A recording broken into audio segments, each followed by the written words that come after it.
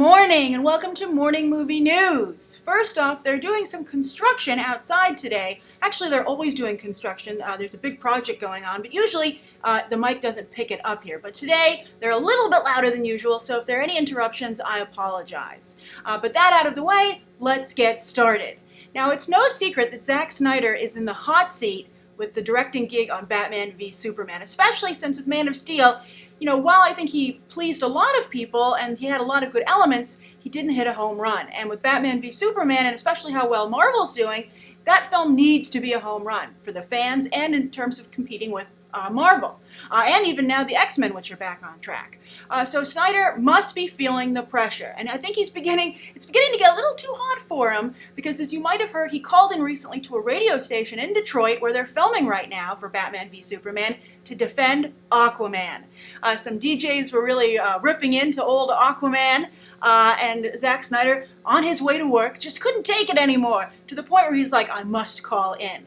It's really a funny conversation to hear because Zack Snyder just seems so nervous and so, he's saying he's not being apologetic, but I think that he is. I think that Zack Snyder, I'm a little concerned that he's not sticking more to his guns a little bit on this, that he would think that he needs to call him, that he needs to defend his choices.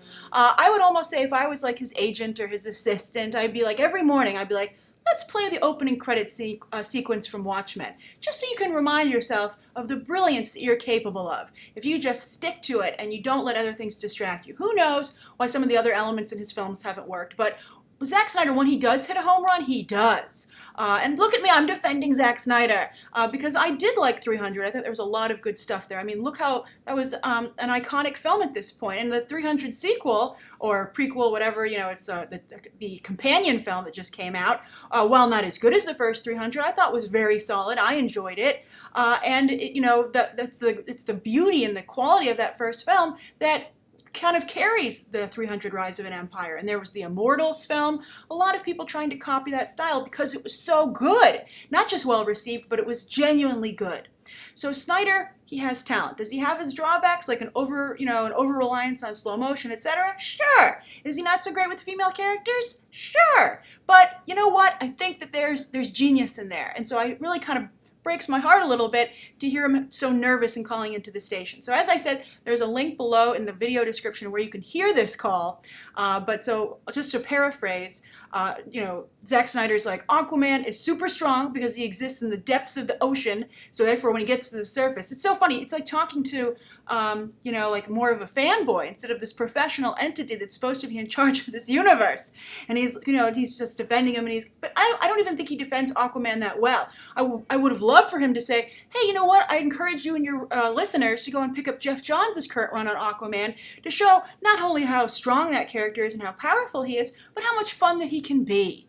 Because Jeff Johns really did a fantastic job of reworking Aquaman and embracing the jokes about Aquaman head on. And I really loved that run. And unfortunately, Jeff Johns isn't writing that title anymore, so it's kind of fallen by the wayside in terms of quality, in my opinion. But that initial New 52 run is very good, and I wish that Snyder, was on top of it enough to make that link, promote the comics while he's at it. He would be a Warner Brothers DC machine. But nevertheless, he just talks about Aquaman lives in the super depths of the sea. And also he has a trident that can cut Superman's skin. And as soon as I heard that, I was like, Batman should be like, yoink, I'll borrow that, thank you. Because, why should Aquaman have that tool when Batman can yield it? So those are the two big points that Zack Snyder came up with, the strength and the trident. I'd be like, what about the sense of humor? He lives by the sea in a lighthouse. That's kind of nice. Just those kind of elements, I think, as well. But, I can't really imagine Jason Momoa living in a lighthouse by the sea in, like, New England. I think that sounds kind of not like Jason Momoa to me. I think he would be down in the tropics. And Zack Snyder obviously at that point couldn't confirm that Jason Momoa was Aquaman. But although everybody knows it at this point. There's an old Variety story circling from a few weeks ago that, again, is like, oh, they've worked out the contract, so that's why you've seen Jason Momoa as Aquaman in the news yesterday, because, that story gained some traction. People were like, oh, we missed this. Jason Momoa is Aquaman. So, I covered that already here. We already discussed it here on Beyond the Trailer on Morning Movie News. And I have to tell you, not a lot of interest in the story. It was one of those headlines that just didn't garner a lot of attention. So I think Jason Momoa, I don't know if he can pull this off unless Aquaman doesn't say a lot, like Khal Drogo in Game of Thrones. I mean, Jason Momoa was good there, but that was more about his stature, his look, than, and his sex scenes with Daenerys, than, his ability to, like, let's be honest, he wasn't at the level of Peter Dinklage or even I can't pronounce the actor's name. It's his Eastern European name, but, the guy who plays Jaime, even Jaime, he's not even at Jaime level. So I just think that, I question whether or not Aquaman can be saved in the eye of the films the way he has in the comics if you have Jason Momoa portraying him. I wish they could have someone who could handle the humor of all the bad jokes about Aquaman and and embrace that, and because I think that's the best way. That's in any situation you might find yourself in. The best way to embrace criticism or to defeat criticism is to embrace it and meet it head on, and instead of trying to avoid it and pretend you don't hear it. So that's the first story of the day. I just thought that was interesting, and that I think the most interesting thing is that call. So I do recommend that you listen to it. And I'm curious if you think that Aquaman can be cool. Do you think this can be done? No matter how much Snyder wants it, no matter who he might cast, do you think that they can succeed in making? I mean, they need a joke member on the Justice League, so Aquaman just might be unlucky. All right, I mean, I don't think Snyder wants to see the jokes go to a different character, right? I'd be like, this could be much worse, Snyder. All right, so that's the first story of the day. The second story of the day, I thought this was very interesting, and that Relativity Media, they started out, I'm sure you've heard the name, you've seen the opening, little animation in front of their films recently, so you might be familiar with the name.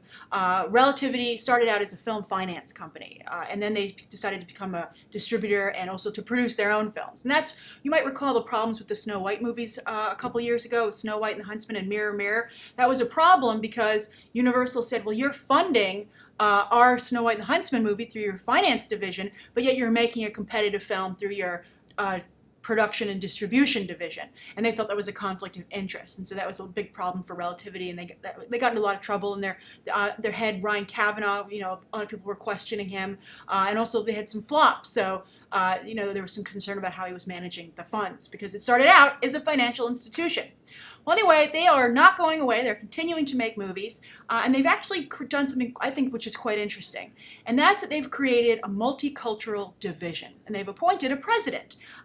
Producer Matt Alvarez is going to be officially in charge of creating diverse films for Relativity, both in terms of diversity in front of the camera and behind the camera. Now, Matt Alvarez has a very good resume. He produced Ride Along and the upcoming Straight Outta Compton, which I think looks very good. That's the NWA bio, the former rap group with Ice Cube, who's also in Ride Along, as you can see. So Matt Alvarez obviously has a strong connection with Ice Cube, and also Dr. Dre came out of that group, and that's a Relativity movie. So I think that'll be very interesting. But the first project is something we've actually already discussed here recently over on Beyond the Trailer, the main channel, and that's the Beyond the Lights.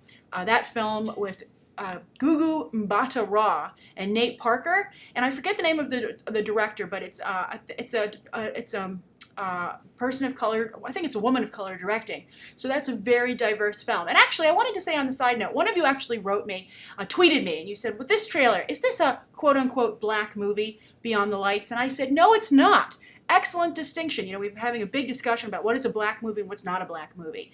And I said, Think Like a Man 2 was a black movie. And some people were like, why is that? We don't call white movies white movies. And I said it's because the movie was very aware of being a black film. There's a lot of race jokes, a lot of jokes about white people, us versus them, us and them, etc. It was very much like that. But Beyond the Lights is just about people. It's about a singer who could be of any color, and it's about the police officer that she becomes romantically involved with and the problems that she's having. And I think that's great. There's at least from the trailer, we'll have to see in the film, but skin color is not something that's discussed, seemingly discussed in the film, and isn't the whole reason for its existence. It's just a story being told, and this is just who the characters happen to be. So I would not categorize that as a black film. So I think they're off to a good start over there at Relativity, but I'm curious to what you think. Do you think it's a positive step to have a multicultural division at Relativity? Do you feel it's not good to be divisive and they should just be trying to create diverse films in their main brand with their big properties? And also, for those of you who are interested in being filmmakers and actors, maybe you should reach out to the Relativity Multicultural Division if you think that you would qualify with maybe a reel, and just see maybe if you can get some attention there. If you've had any films play in a festival, there you go. There's an opening. They need product, so that's very interesting. It should at least certainly create even more opportunities. Will Parker, the producer of many of these films, can't do it all himself. So it looks like he has some help now from Relativity and Matt Alvarez. All right, so the third story of the day is an HBO show. And we have more big-name movie talent heading over to the small screen. And this is also something that started out as a movie, and this is going to actually lead right into the viewer question. So what they're doing a project on HBO called Westworld, and it's based on a Michael Crichton novel that's already been made into a movie back in 1973, and it's a very interesting setup. Basically, it's about I'll put a link to the trailer in the video description. Basically, what it is, it's about a theme park, and when you go to the theme park, it's an adult theme park, and there are 3 worlds you can go to. You can go to the ancient Roman times, medieval times, or the West, a Western. And in those times, there are robots populating each land. And you can kill these robots, you can fight these robots, you can have sex with these robots, and they are under the directive not to do anything to harm you or to say no to you. So you really get to have fun and experience what it's like to live in that time period and to do all the things that you would like to think they did back then. And so it starred, it had also James Brolin is in it. Another actor, I forget his name, but when you see him, you'll recognize him. And then, of course, also there's Yul Brynner. He plays the bad guy, the bad robot. So basically something goes wrong, as you would expect, and they actually have to legitimately fight these robots. And Yul Brynner plays the Man in Black, and he's this robot who you're supposed to fight, and he's going to challenge you to a shoot-off. And then, of course, he's supposed to let you win. But then he becomes like a hunting machine when things go on the fritz. And I just thought it was funny. When you see the trailer, you'll be like, Yul Brynner looks nothing like a cowboy. You might have a cowboy hat on and be dressed in black, but he totally does not fit the setting. And it reminded me actually of Terminator and all the jokes people make. Where they're like, why would you send a robot back in time to the 1980s to America with an Austrian accent? I think it's just another instance. It's exactly the same scenario almost. It's just another instance of that's your name talent, and they have a distinct look and persona that you don't alter, or they're incapable of altering for the movie. I'd be like, Yul, you need to put on a wig or something, because I don't think anybody walked around the Old West bald. But actually, now that I think about it, I think Yul Brynner was in The Magnificent Seven. I've never seen that film. I actually just bought it because I want to watch it.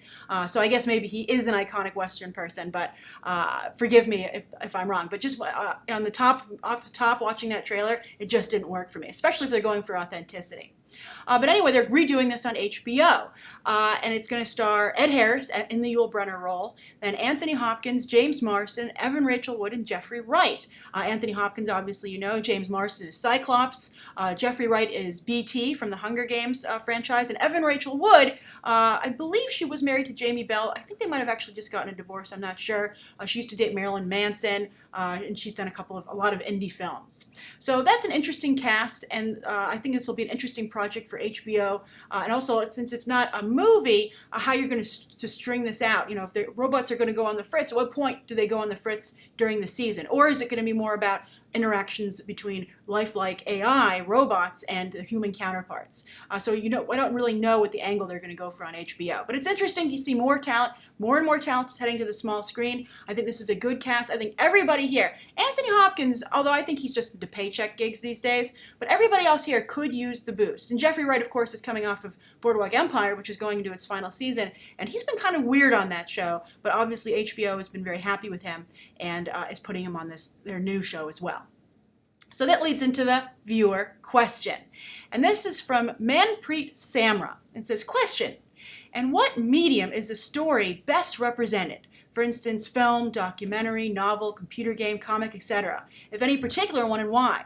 I feel there are already documentaries which deal with this type of subject matter better and are cheaper to create and distribute. I think this question was on the Camp X-Ray trailer. So I think Manpreet Samra is saying, this is a fictional accounting of Guantanamo Bay and the dangers there and the injustices that are going on.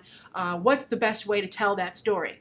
Film, a narrative film like this, the documentaries that already exist, a novel, etc. And so Manpreet Samra says, why waste money on this type of story using this type of medium?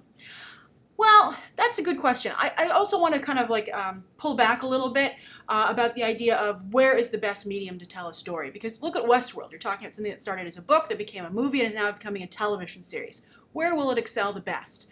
I think really dense books, especially books that are series, work best as television shows, to be honest, because they have the time to really flesh out the material properly. They can be adapted into movies, such as The Hunger Games, Harry Potter, but I think that they're somewhat unsuccessful. I mean, I really do like both of those franchises, but there's always, you can feel there's something lacking, some sense of detail, because they can't get everything into the movie and make it a competitive running time.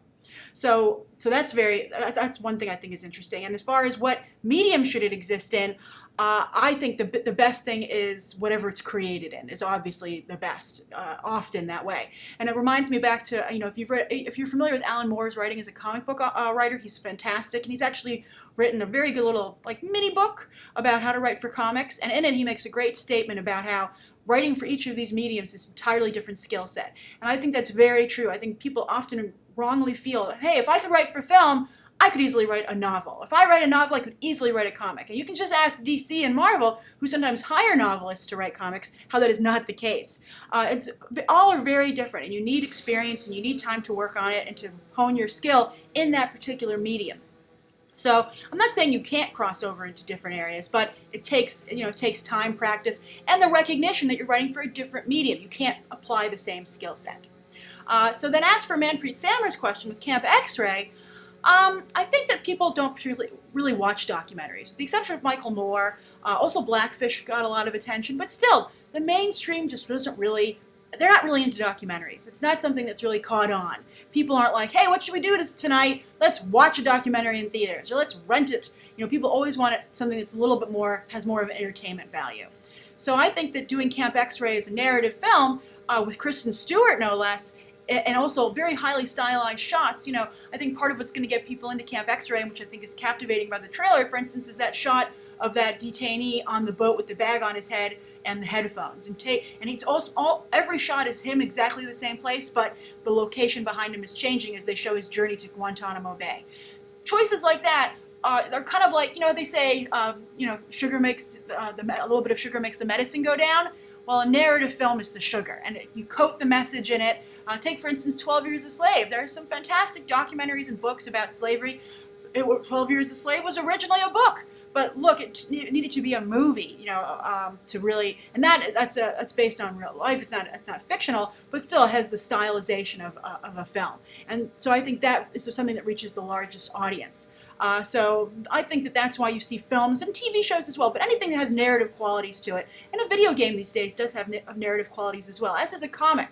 But all those things, I'm afraid, over documentaries interest your general public more. It's just a hard truth, and I think documentary filmmakers need to be aware of it. People who invest in documentary film need to be aware of it. It's just the way it goes. And people aren't really in the documentary business to make a lot of money. Their bread and butter are their salaries. They go and make sometimes documentaries for networks like Channel 13, PBS, and then also the award circuit. They're in there to get those awards and that kind of regard. Nobody goes into documentaries hoping to be a Hollywood billionaire or considerable millionaire. It's just not the way it is, and those people, they don't go into it for that. That's not what they're looking for, so they're fine with it. So that's my answer to your question, Manpreet. Thank you so much for asking. Thank you everybody for tuning in today. I apologize for this construction. We avoided it for most of the show, but please leave your thoughts down below about today's top 3 stories, the viewer question, anything you'd like to see covered tomorrow, and any questions that you might have. Thanks for watching. Bye.